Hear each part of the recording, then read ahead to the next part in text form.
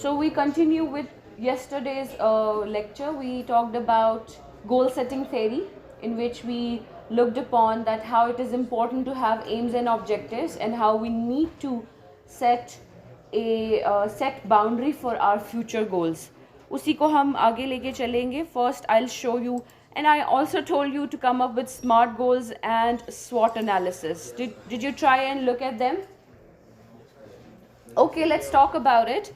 Basically, these are two techniques. They can help you actually how to write your goals.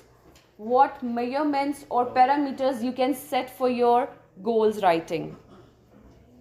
So first we'll talk about SMART goals. Now look at this picture.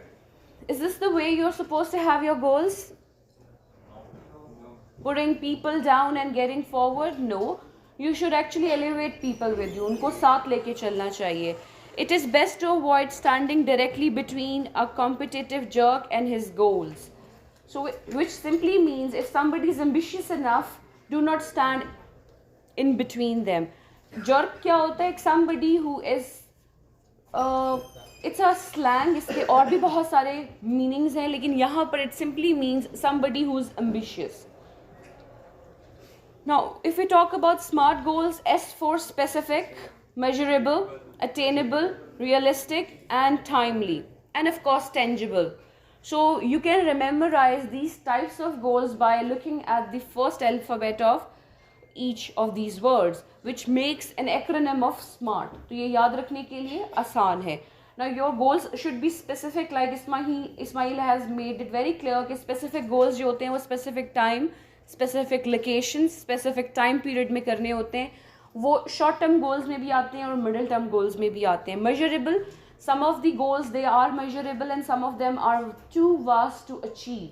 अगर आप ये goal set कर लें कि within 2 hours I am going to prepare the whole content of this particular subject for the examination, that is not measurable, that is not attainable, that is not even realistic. 2 घंटे में अगर आपने कभी भी नहीं पढ़ा तो it's until unless you are extraordinary, आप बहुत intelligent हैं, वो अलग cases हैं. ऐसे होते हैं cases, they are very good, they read once and they know everything, they understand. But most of the times हमारा IQ level, most of human beings वो average ही होता है, हम average से ऊपर उसको utilize ही नहीं कर पाते. So इस तरह के जो goals होंगे वो smart goals का हिस्सा नहीं होंगे. Smart goals, they are supposed to be specific. A specific goal has a much greater chance to being accomplished than a general goal, right? Because it is focused. It has a focus. Then if we talk about a general goal would be implement common core state standard, but a specific goal would say implement one standard every 6 weeks. अब all of a sudden मैं आपको यहाँ पे 6 rules दे दूँ कि आपने कल से वो यूज़ करने हैं, उनको प्रैक्टिस करना है, तो आपको उसको समझने में, उन्हें अडेप्ट एंड अडॉप्ट करने में टाइम चाहिए. तो best case scenario could have been that I introduce each rule every week so that you understand the essence of the rule every week. Similarly यही डिफरेंस है स्पेसिफिक एंड जनरल गोल्स में. How do we create specific goals? These are the questions, these are the WH words that you need to answer. WH words कौन से होते हैं जो usually questions बनाने के लिए इस्तेमाल होते हैं, such as who, what, where, when, which and why.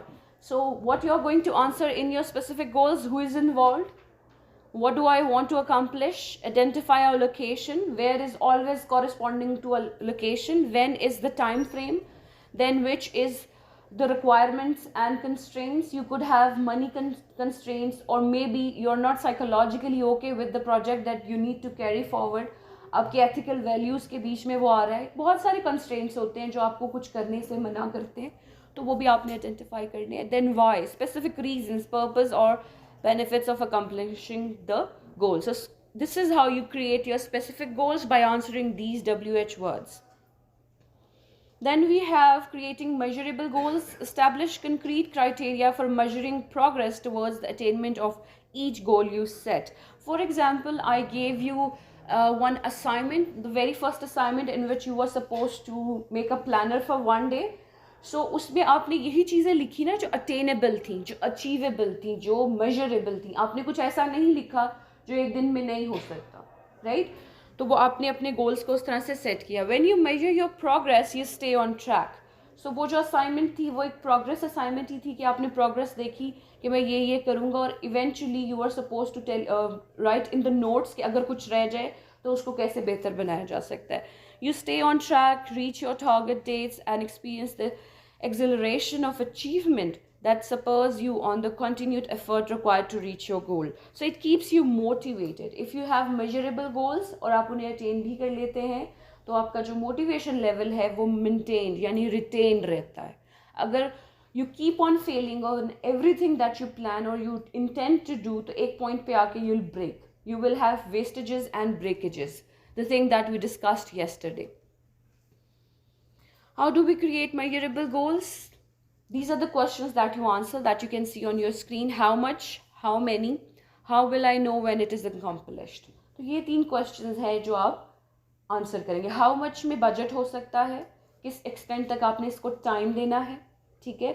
फिर how many में भी इस तरह के बहुत सारे relevant questions हो सकते हैं. और आपको कैसे पता चलेगा कि अकम्प्लिश हो गया है कि नहीं. For example you are going to carry out this PD project. उसके लिए भी आपको प्लानिंग करनी पड़ेगी. ऑल ऑफ अ सडन आप एक दिन में बैठ के नहीं कर पाएंगे क्योंकि वो इस तरह का प्रोजेक्ट है which requires your own input.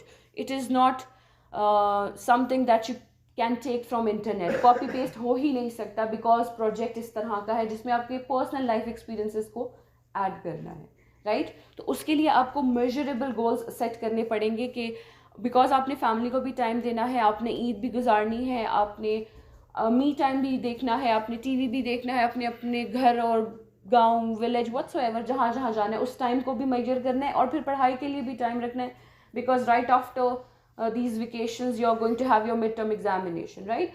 So you have to divide the days and time that you have. Isn't that so?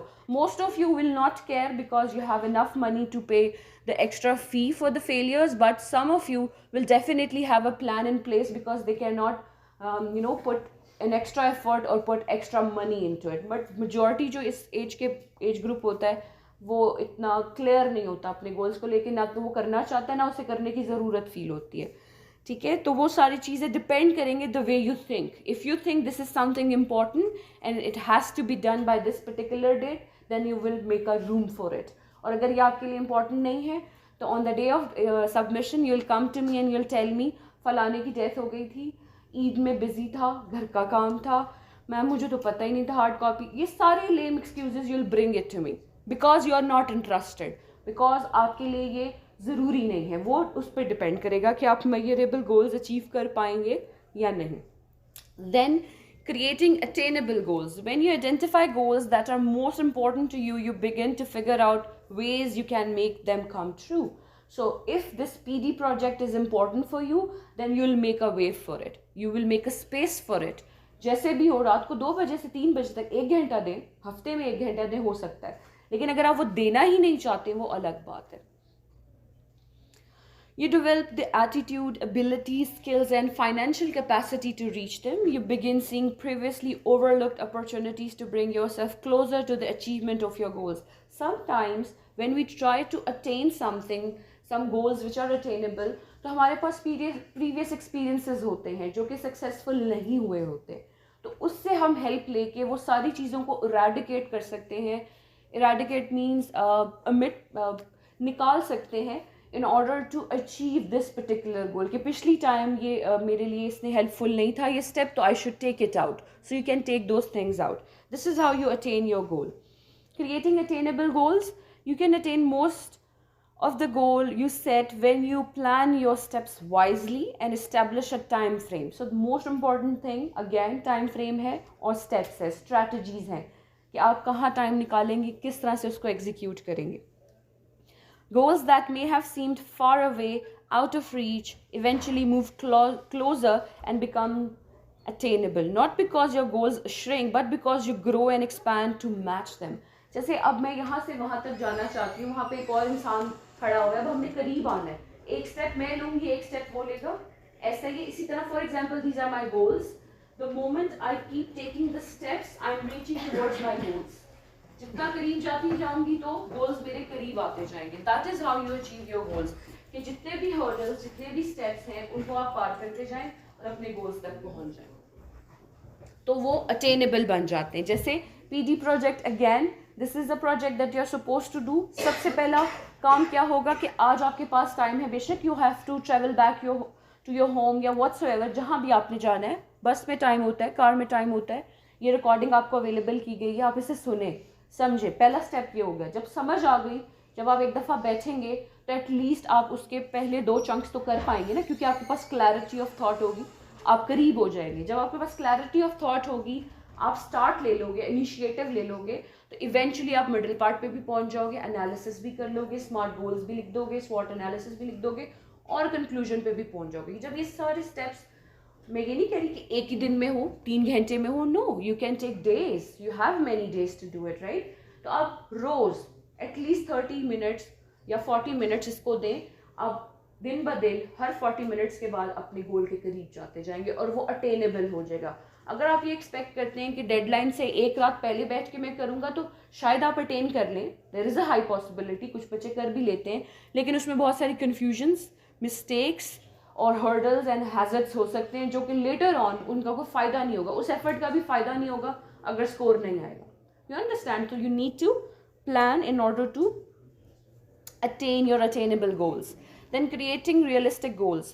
To be realistic, a goal must represent an objective toward which you are willing and able to work. Why would you be willing and able to work towards PD project? Because you need those 15 marks. You need to clear this course. इस course को पास करने के लिए ये mandatory है. तो जब आपके माइंड में ये बात क्लियर होगी कि ये मैंडेटरी है और मैंने करना है, तो you will be able to do it and you will be willing to do it. ठीक है. A high goal is frequently easier to reach than a low one because a low goal exerts low motivational force. Now what is the difference between high and low goals? Higher goal ये होगा कि आप ये सोचें कि अगर ये project मैं करता हूँ और इसमें मेरे 14-13 मार्क्स आते हैं, तो वो मेरे इंडिविजुअल मार्क्स हैं, वो एग्ज़ाम नहीं है, मेरे पास टाइम है. एग्ज़ाम में तो आपके पास एक टाइम फ्रेम है and you have to attempt it, और समटाइम्स हम गलती भी कर देते हैं, after all we all are human beings. लेकिन इस तरह के प्रोजेक्ट्स में आपके पास मार्जिन होता है कि आप एक दफ़ा लिख लें, get it check from somebody, discuss it, make it better, revise it, change it, make things better for the reader to understand. आपके पास बहुत सारी चीज़ें जो आपको इनको रियलिस्टिक गोल्स को अचीव करने में, यानी हाई गोल्स को अचीव करने में हेल्प करेगा. अगर आपका लो है गोल सिस्टम और आप कह रहे हैं कि नहीं, अगर 12 डेडलाइन है तो 11 को कर लूँगा, तो वो आप में मोटिवेशन की कमी है, और जो फिर आप अचीव करेंगे वो आपके रियलिस्टिक गोल्स नहीं होंगे. वो आपका जो प्रोडक्ट आएगा, एंड टर्म प्रोडक्ट आएगा, वो भी रिटेनेबल या अच्छी हालत में नहीं होगा. How do we create realistic goals? We answer these questions. Do I truly believe that it can be accomplished? Number 1. Have I accomplished anything similar in the past? Something like this. Number 2. You must have done some project when you were doing your HSSC or something else. कहीं ना कहीं छोटा मोटा project तो class में करवा ही लेते हैं. जैसे एक प्लांटेशन ड्राइव होती है स्कूल कॉलेजेस में, that is also a project. वो किया आपने? नहीं किया. ओके. एक्स्ट्रा करिकुलर एक्टिविटीज़ होती हैं जिसमें स्पीचेस होते हैं, टैबलूज होते हैं, so many things are there. किसी किस्म का पार्ट तो आप बने होंगे, और अगर आप पार्ट नहीं तो ऑडियंस तो रहे होंगे. तो आपने देखा होगा कि उन सारी चीज़ों को अचीव करने के लिए भी प्लानिंग करनी पड़ती है, प्रैक्टिस करनी पड़ती है, स्टेप्स इन्वॉल्व होते हैं. तो वो स्टेप्स जब तक अचीव नहीं होते, वो एंड प्रोडक्ट शोकेस नहीं हो सकता. Third question is, can I identify the conditions that would have to exist to accomplish this goal? So these are the 3 questions that you answer when you set your realistic goals. Now the most important point is the timely goals, right? A goal should be grounded within a time frame. आप goal set करें कि मैंने BS करना है, लेकिन you should set a time limit, maximum 4.5 years. अगर आप कहें कि BS करने बेशक 20 साल लग जाएं, तो वो फिर बात ठीक नहीं है. You understand? तो वो आपको टाइम फ्रेम प्रोवाइड करना लाजमी है. With no time frame tied to it, there is no sense of urgency. वही बात है कि आपको यहाँ पर प्रोजेक्ट करने के लिए 1 महीना दिया जाएगा, बट आप में से few of you will actually take responsibility and try to do it with the time frame. The rest of you आप आखिरी दिन में गलत मलत कर ले आएंगे. Yes? तो वो क्योंकि आपको टाइम गोल्स सेट करने नहीं आते और ना आप करना चाहते हैं. When do you want to accomplish your goals? Some day won't work, but if you anchor it within a time frame by May 1st, then you have already set your unconscious mind into motion to begin working on the goals. So अगर आप एक rough idea रख लें कि जो university में deadline है वो 12 मई है और मैंने इसको 9 मई तक कर लेना है, तो आप जो है आपके पास फिर भी 3 दिन बचेंगे उसको बेहतर बनाने के लिए. तो आप इस तरह से अपने टाइमली गोल्स सेट कर सकते हैं. T also stands for tangible. What is tangible? Flexible things. ऐसी चीज़ें जिन्हें आप तोड़ मरोड़ सकते हैं. Tangible, change कर सकते हैं. A goal is tangible when you can experience it with one of the senses, that is taste, touch, smell, sight or hearing, right? When your goal is tangible, you have a better chance of making it specific and measurable and thus attainable. So in order for your goal to be attainable, it has to be specific and measurable. So smart goals, जो भी इसमें word आता है वो सब interconnected हैं. They are not worlds apart, they are not taken separately, they are interdependent on each other. Again, ये आपको पता चल चुका है, right? Now this is an example, right? Example देखें, smart goal. I will find a study system that works best for me so I can do well on tests. This is a smart goal. Specific इसमें क्या है? I will look at a minimum of 3 different study strategies. ठीक है, ये specific हो गया कि सारी strategies तो नहीं देख सकते, 3 देखूंगा, right? फिर देखें measurable. By the end of the quarter, my overall test average will be increased by 5 points. So ये एक measurable, यानी वो measure कर सकता है कि उसने 4 points लिए, 3 points लिए कि या 5 तक achieve कर लिए. Sometimes 5 setting होती है लेकिन 6 पे भी जा सकते हैं आप, तो वो measure आप कर सकते हैं. Achievable. I will keep a record of all my test scores before and after implementing a new study system. Then I will compare the averages. For example, you use one strategy for 2 weeks and the other strategy for another 2 weeks. Then you compare and contrast कि कौन सी strategy ज़्यादा helpful थी, तो आप वो फिर adapt कर लेते हैं for the long run. तो वो जो हो जाता है achievable हो जाता है. Then you have relevant. I'd like to find a study strategy that helps up my strengths. That way I can better prepare for test and show my true knowledge and understanding of the subject. So relevance को achieve करने की कोशिश करते हैं. And then you have time based. Of course time मैंने आपको बताया. Example देखें, I have 2 weeks to explore study systems, then 8 weeks to test out the one I think works best for me. यानी वो पहले एक पायलट स्टडी करेंगे, एक हफ्ते के लिए स्टडी की और उसके बाद उसको 8 हफ्तों के लिए इम्प्लीमेंट करके उसका फाइनल स्कोर लेंगे. So this is one example of smart goals. बाकी एग्जाम्पल्स आप पढ़ सकते हैं. नाउ मूविंग फॉरवर्ड टू स्वॉट एनालिसिस. स्वॉट एनालिसिस भी ऑलमोस्ट सिमिलर ही है लेकिन वो भी आपको बहुत सारी चीज़ों में हेल्प करता है. एक second, this is not mine.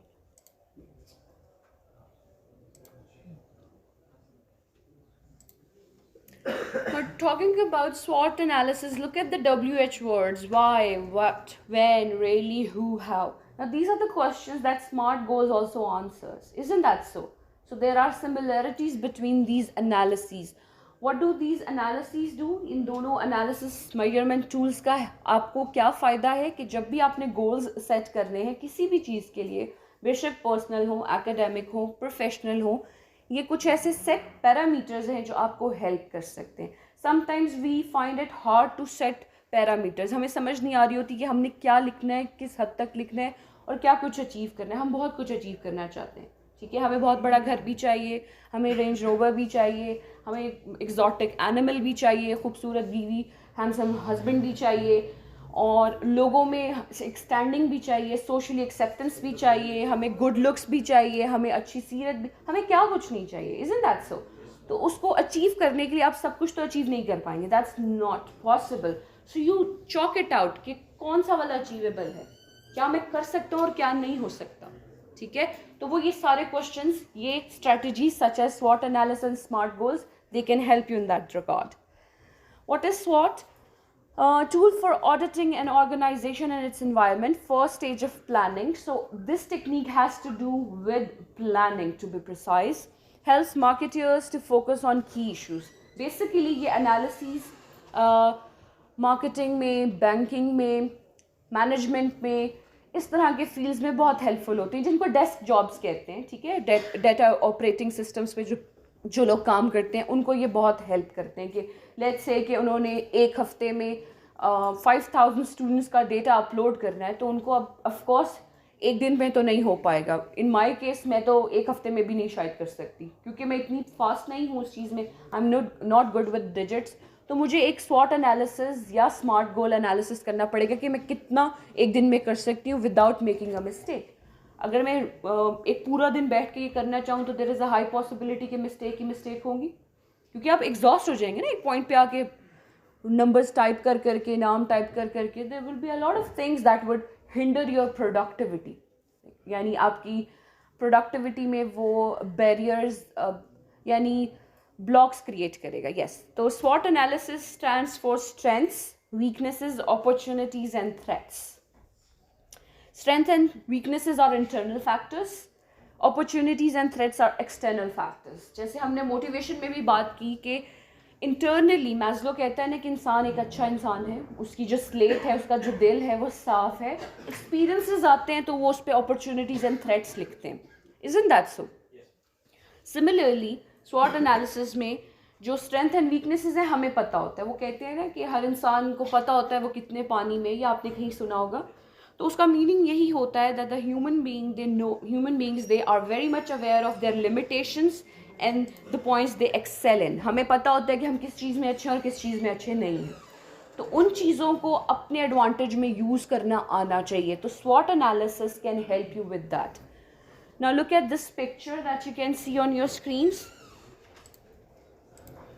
Strengths, weaknesses, threats, opportunities, add value.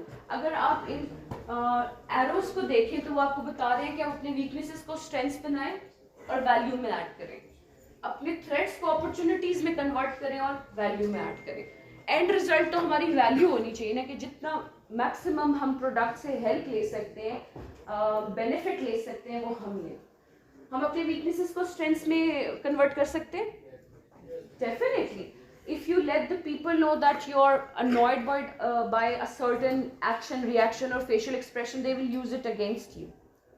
ठीक है? So it is said कि अपने बारे में उतनी ही information शेयर करें जितनी ज़रूरी है, एक्स्ट्रा information शेयर ना करें। Similarly, मैं आपसे एक एग्जाम्पल शेयर करती हूँ। मैंने अपने एक बॉस को बता दिया that I am not good with digits, so मेरे लिए ये मैथमेटिकल इक्वेशंस करना और मीन मीडियम मोड निकालना थोड़ा सा प्रॉब्लमैटिक है, आता है लेकिन मुझे एक्स्ट्रा टाइम लगता है। उन्होंने क्या किया, उन्होंने मुझे वो सारा रेलिवेंट काम जो मीन मीडियम मोड से रिलेटेड था सारा दे दिया।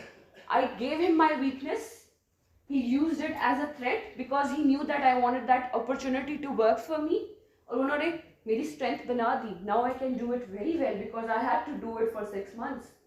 You understand? तो वो मेरी वीकनेस थी, कहीं माइंड में कोई नॉट था कि मुझसे नहीं होता या मैं करना नहीं चाहती, यस, लेकिन बिकॉज ऑफ हिम वो मेरी स्ट्रेंथ बन गई। Now I can do it. So you can convert your weaknesses and threats into opportunities and strengths. So इस स्वॉट एनालिसिस का मकसद ही यही है कि आप इस तरह की सारी हिंड्रेंसेस, कोई दिमागी होगी, कोई साइकोलॉजिकल होगी, कोई फिजियोलॉजिकल होगी, उनको जॉट डाउन करें, उनको गार्ड करें with your life. Nobody should know them, and if the cat is out of the bag then you have to make it opportunity. When I say cat out of the bag, I mean to say कि अगर आपकी वो weakness किसी के हाथ लग गई है तो don't let them use it against you. तो प्रोफेशनलिज्म में ये बहुत इंपॉर्टेंट है, और पर्सनल या एकेडमिक लाइफ में भी बहुत ज़रूरी है। अगर आप इंग्लिश में अच्छे नहीं हैं, अगर आप कुछ सब्जेक्ट्स होते हैं जिसमें रटे की ज़रूरत होती है, आपको कोई facts and figures as it is याद करने होते हैं और आपको नहीं याद होते, लुक फॉर स्ट्रेटजीज कि कैसे याद हो सकते हैं, क्या कर सकता हूँ। जैसे अगर आपने FSC की हुई है या HSSC साइंस में की है तो एक पीरियोडिक टेबल होता है, उसके लिए टीचर्स आपको एक स्ट्रैटेजी देते हैं कि उसका चार्ट बना के अपने कमरे में लगा दें, सुबह भी इसको सलाम करें और सोने से पहले भी इसको सलाम करें तो आपको याद हो जाएगा। विच मीन्स कि जितना आप देखते हैं तो उतना देयर इज़ अ पॉसिबिलिटी कि आप रिटेन करते हैं, ये एक स्ट्रैटेजी है। इसके अलावा कुछ बच्चे ऊंचा ऊंचा रटा मार के याद करते हैं, देखा आपने, managers of a business use to build a strength minimise, वो याद करते हैं। आप भी याद करते होंगे आप में से कुछ, वो भी एक स्ट्रैटेजी है। ऑल्दो इट लुक्स फनी, जिसमें आप पेंडुलम की तरह घूम रहे होते हैं और रट्टा मार रहे होते हैं, लेकिन ये एक स्ट्रैटेजी है और बहुत सारे लोगों के लिए बहुत अच्छा काम करती है। There are so many students जिनका जो स्कोर होता है 4/4 होता है, लेकिन वो खुद से कुछ एक सेंटेंस भी नहीं बोल सकते, वो सिर्फ बुक वॉर्म्स होते हैं, जो याद करना होता है याद करके आते एग्ज़ाम में एग्जीक्यूट कर देते हैं, ठीक है. So focus on turning weaknesses into strengths and your threats into opportunities, feeds into marketing objectives. अब आप देखिए, आपने सुना होगा, चलिए खैर आपने ना सुना, मैं आपको सुनाती हूँ कि कहा जाता है कि एक प्रोफेशनल एक इंसान नहीं होता. A professional is not supposed to be a human being, which I truly disagree with, but that is true. अगर आप इंसानियत दिखाएंगे तो people are vultures, they will eat you alive. Vulture समझते हैं? What is a vulture? बंदे खाना. There is a bird that eats dead bodies, right? तो वो जो है उनको वल्चर्स कहते हैं. वल्चर्स एक ऐसा एक्सप्रेशन है जो ऐसे ह्यूमन बींग्स के लिए यूज़ होता है जो आपको टफ टाइम देते हैं. Usually they are bosses, usually they are at the higher level और बहुत जिसको हम कहते हैं ना उर्दू में तगड़ी सीट्स पे होते हैं. And that is the only way they can get the things done. अगर वो पोलाइट होंगे, वेलकमिंग, अप्रोचेबल होंगे, काम नहीं होता. You understand. और आप ये डेली बेसिस पे देखते हैं, आप लोग मुझे अप्रोच फिर भी कर लेते हैं क्योंकि समहाउ एक पॉइंट पे आके मैं सुन लेती हूँ. May be you have a professor और अ टीचर जो बिल्कुल नहीं सुनता और उनको आप देख के आपकी टांगें थर थर कांपती हैं. And you do not take an advantage of it whatsoever. आप टाइमली सबमिशन करते हैं, टाइमली क्लास में आते हैं, नो मैटर व्हाट. ऐसा हो सकता है ना कोई एक प्रोफेसर, कोई ऐसा टीचर एक्सेट्रा जहाँ आपको लगता है कि इसने तो नहीं सुनना तो मुझे तो दायरे में ही रहना पड़ेगा. यस, तो वो डिपेंड करता है. Match internal strengths with external opportunities, ठीक है. Whatever is going on within you, whether your weaknesses are hindering your productivity, use them and convert them into your strengths and opportunities. When to use it? You must use it at least once a year, right? और यहाँ पर कुछ reasons लिखे हुए हैं आपके case में academic के लिए. To plan your academic career, उसके लिए आप use करें SWOT analysis. Now these are the questions that you should be able to understand by now. Business वाला point आप छोड़ सकते हैं. Now this is one example. Let's discuss which one is strength for McDonald's. There are 4 options. What do you think? The first option is unhealthy food, lawsuits against McDonald's. I hope you know what is McDonald's. McDonald's एक fast food franchise है, वो जो red colour का बाबा नहीं बना होता वो. Oh sorry, McDonald पे क्या बना होता है? Nothing. Um. See, I don't eat these things. मैं तो कोयटा कैफे से खाती हूँ, so I don't know. The idea to add home meal delivery. Number D, having the largest fast food market share in the world. What is the strength? D. How do you know it? Because it's very famous, worldwide famous. और वो fast food को कहाँ से कहाँ तक ले गए. सोचे पाकिस्तान में भी है, अफ्रीका में भी है, श्रीलंका में भी है, थर्ड वर्ल्ड कंट्रीज की भी जो थर्ड वर्ल्ड कंट्रीज है वहाँ पे भी ये पाया जाता है. The answer is D. What about this one? Which one is a weakness for McDonald's? High employer turnover, lawsuits against McDonald's, 2 million advertising budget, changing customer habits and new customer groups. Weakness क्या है? B, lawsuits. The answer is A. What is turnover? Turnover का मतलब नहीं पता. Change. कैसे पता चलेगा? Weaknesses को आप कैसे ओवरकम सकते हैं या क्या रीजंस होते हैं? Lack of marketing. उसके बाद प्रोडक्ट्स एंड सर्विसेज को बेहतर अगर नहीं बनाते. For example, near my house there was this cafe which was opened last year and it flopped badly. The reason was their prices were very high. बैठने की जगह नहीं थी. इसका नाम था cafe the north, something like that, और नाम भी बहुत कैची नहीं था. मेरा ख्याल से उन्होंने ये रेफरेंस किसी मूवी से लिया था जो कि जनरल पब्लिक को नहीं पता कि ये नॉर्थ से किसने आना है. अगर आपने वो शो देखा हुआ है गेम ऑफ थ्रोन्स, उसमें एक रेफरेंस है the winter is coming from north और समथिंग. तो वो एक लड़की ने स्टार्ट किया था, तो उसके माइंड में था कि एक स्पेसिफिक ऑडियंस है इस चीज़ की और वो उसे ढूंढेगी, लेकिन लोकेलिटी करेक्ट नहीं थी. इस लोकेलिटी में लोग ऐसी चीज़ें नहीं देखते. वो क्योंकि सास बही कभी बहू थी वही चीज़ें देखते हैं, तो उनको जाना चाहिए था एफ सेक्टर या आई सेक्टर या ऐसे सेक्टर्स जहाँ पर ये कॉमन नॉलेज है. यस, तो वहाँ पे एनालिसिस गलत हो गया, वो अटेनेबल नहीं रहा, वो स्पेसिफिक गोल्स नहीं रहे. फिर ये वाला क्वेश्चन देखें, which one is an opportunity for McDonald's? Local fast food restaurants chains, the idea to add home meal delivery, existing partnerships with many big brands, negative publicity. C. B is the answer.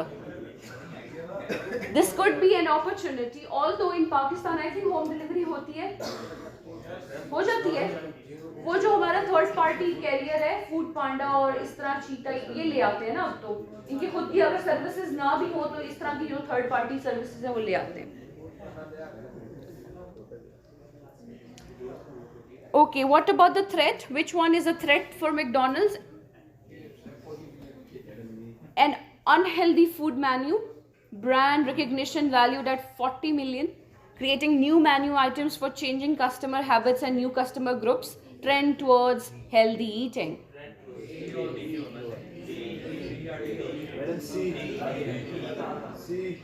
D. Because आपको पता है awareness day by day evolve हो रही है and we know कि क्या चीज़ नहीं खानी चाहिए और क्या खानी चाहिए. यस, हमें पता है ऑयल हमें कम से कम कंज्यूम करना चाहिए, नमक, मिर्चें, चीनी, ये सब चीज़ें, चावल, रोटी, ये सब छोड़ देना चाहिए अगर हम फिजिकली फिट रहना चाहते हैं. तो ये सारी चीज़ें तो बनती ही इसी से, राइट. मैकडॉनल्ड में जो भी मेन्यू अवेलेबल होता है, तो ये इनके लिए एक थ्रेट है कि अगर वास्ट मेजॉरिटी अवेयर हो गई, उनके पास कॉन्शियस आ गया, उनके पास अंडरस्टैंडिंग आ गई कि fast food is absolutely unhealthy for the body to consume, तो they will run out of business, उनका बिजनेस ठप हो जाएगा.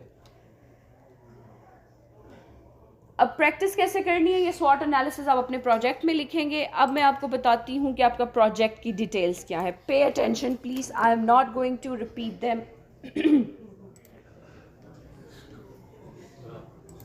Right, project is goal setting and it carries 15 marks. It is an individual task again, you must do it, all of you. Project क्या है? These are the questions. Make a detailed personal development plan, a report about your future goals. You must make 3 types of goals very clear in your report: short-term goals, middle-term goals and long-term goals. How can you do that? You can either write paragraphs on these, you can use SMART analysis and SWOT analysis. I have jotted down some important structural points that you must include in your report. First is the title page, in which your name, roll number, date, etc. should be written. It should be there. बेशक आप hard submission करवा रहे हैं या soft में करवा रहे हैं, ये ज़रूर होना चाहिए. बेटा it's already available on black board. Please photography बंद करें और फोकस करें, ठीक है जी. वर्ड लिमिट हम बात करते हैं. टेबल ऑफ कंटेंट्स क्या होते हैं, जिसमें आप लिखते हैं कि किस पेज पे क्या लिखा है और पेज नंबर देते हैं. That is table of contents होने चाहिए. एब्स्ट्रैक्ट, एग्जीक्यूटिव समरी या साइनॉप्सिस होना चाहिए. एग्जीक्यूटिव समरी क्या होती है कि एक दफ़ा जब आप पूरी रिपोर्ट लिख लेंगे तो इसकी एक छोटी सी समरी इंट्रोडक्शन के तौर पे शुरुआत में आप देंगे. Then you are going to talk about goal setting and its importance.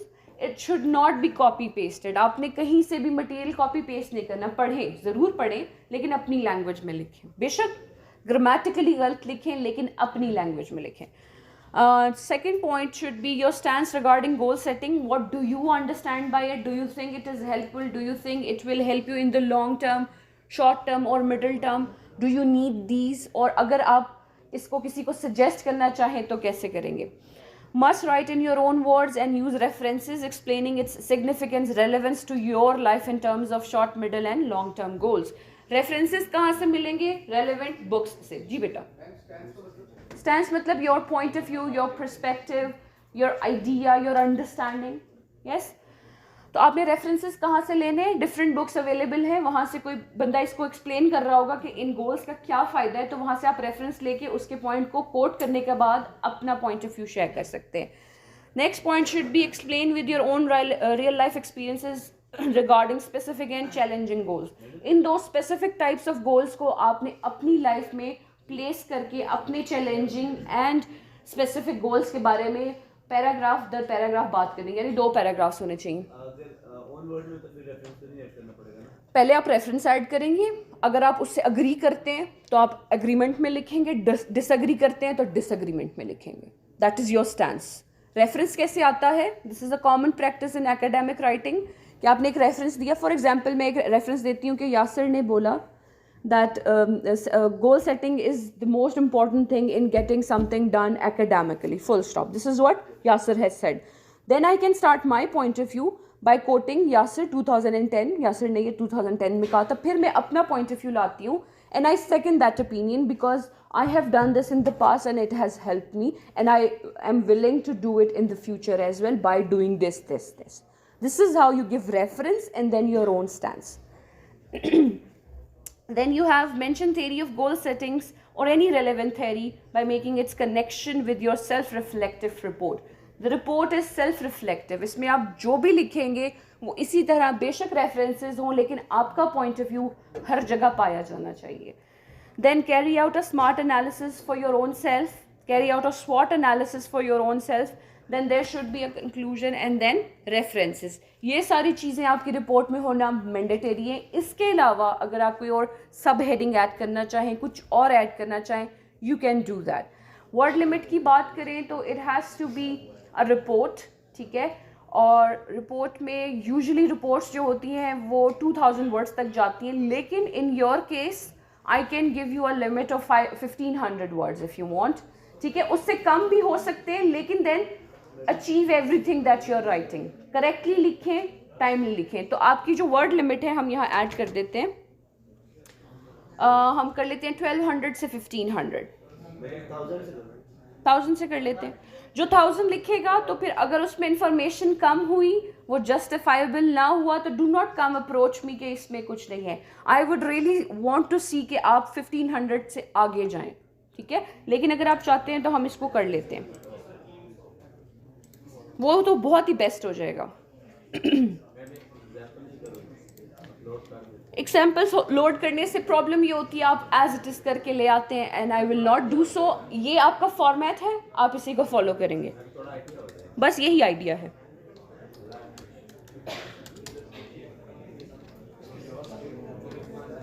अभी डेट्स की बात करते हैं. Now look at this information which is the most important. मैं 18th मई को आप ये सबमिट करवाएंगे. रेड में देखें हार्ड फॉर्म क्लियरली लिखा हुआ है. हार्ड फॉर्म में और सॉफ्ट फॉर्म में ब्लैक बोर्ड पे पोर्टल अवेलेबल है, आपने वहाँ अपलोड करना है. डू नॉट प्लेजराइज मीन किसी और के आइडियाज़ को अपने कह के क्लेम मत करें. You must write these things in your own language. You take help from different sources but you must write it in your own. Late submission किसी भी केस में एंटरटेन नहीं होगी. मैम मैं प्रिंट करवा के लाता हूँ, मैम मुझे पता नहीं था, मैंने तो प्रिंट करवाया हुआ था, घर रह गया, बस में रह गया, फ्रेंड ले गया. This will not be entertain. In that particular class जो हमारी 18th को होगी उसके फर्स्ट 20 मिनट्स में अगर मुझे आपका प्रोजेक्ट नहीं मिलता हार्ड फॉर्म में, मैं नहीं लूँगी. And do not approach Nazish, Noor और बिलाल के ये मैम को दे देना, मैं नहीं लूँगी. जो ये मुझे लेट सबमिट करवाएंगे मैं उसी वक्त फाड़ दूँगी. Yes. So make sure that you have it printed form by 18th of May. Now most important details. If students are found to have similar reports, जैसे फैसल के 2 और फ्रेंड्स थे, इन तीनों की एग्जैक्ट सेम असाइनमेंट थी, तीनों को 0 मिला है. अगर आपकी एग्जैक्ट रिपोर्ट निकली 0 मिलेगा. असाइनमेंट 10 मार्क्स की थी और उसमें रीटेक्स भी थे, इसमें कोई रीटेक नहीं है. So you have to guard your report with your life. Never show your report to somebody, they will copy paste. बच्चे इस तरह के भी हैं इस ऑडियंस में जो सिर्फ तस्वीर लेके स्कैन किए बगैर जमा करवा देते हैं, तो जिसकी वो निकलती है दोनों को फेल करती हूँ मैं. So make sure do not share your document with anyone because it is personal. इसमें ऐसा कुछ भी नहीं है जिसमें आप उनकी हेल्प कर सकते हैं. ये इंडिविजुअल लेवल पे. जी वो आपने कुछ टाइम पहले कोई पिक्चर दिखाई थी जिसमें 2 लड़के फुटबॉल खेल रहे थे तो एक के रात से दूसरा आगे जा रहा होता है ना, तो इसमें क्या नाम है हम दूसरे को साथ ही लेके जाएंगे. आपने बताया कि जब आगे जा रहे तो प्लेजरिज्म में नहीं, चीटिंग में नहीं, स्टीलिंग में नहीं, चोरी में नहीं, हेल्प नहीं होती, ये चोरी होती है बेटा, और चोरी गुनाह है एंड क्राइम भी. खुद बता दिया. If you copy paste plagiarise your marks will be minimized to less than 30%. अगर आपका काम प्लेजराइज निकला फैसल तो 30% में से मार्क्स मिलेंगे, विच मीन्स कि मैं आपकी मार्किंग प्रॉबेबली 4 में से करूँगी टोटल. तो अगर आपने कॉपी पेस्ट किया अपने फ्रेंड के साथ दोबारा तो you will be walking on thick waters. Then आगे देखिए, do not share your report with your friends and seers और the TA. You must submit it at your own, either on both LMS पे भी और hard form में भी.